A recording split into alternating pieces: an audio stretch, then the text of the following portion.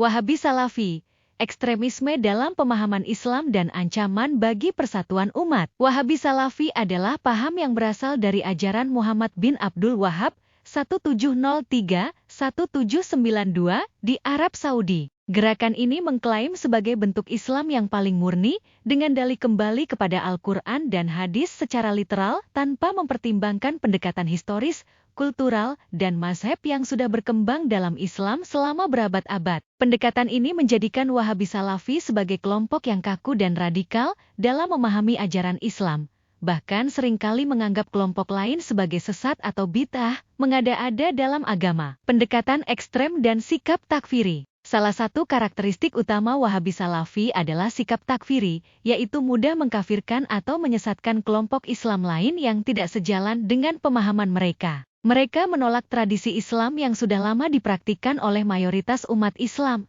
seperti perayaan Maulid Nabi. Wahabi menganggapnya sebagai bid'ah, padahal mayoritas ulama mengakui bahwa perayaan ini adalah bentuk kecintaan kepada Nabi Muhammad. Ziarah kubur.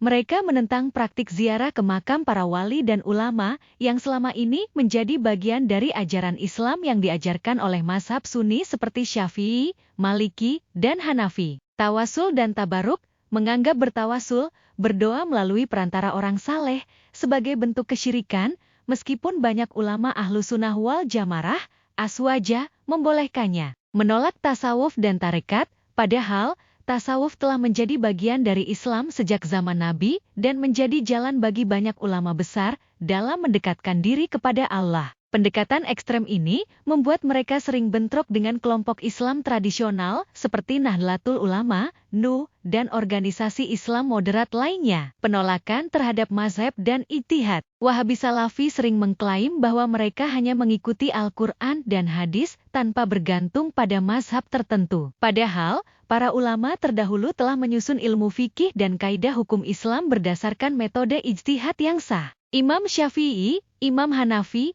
Imam Malik, dan Imam Ahmad bin Hanbal telah meletakkan dasar-dasar Islam yang kokoh.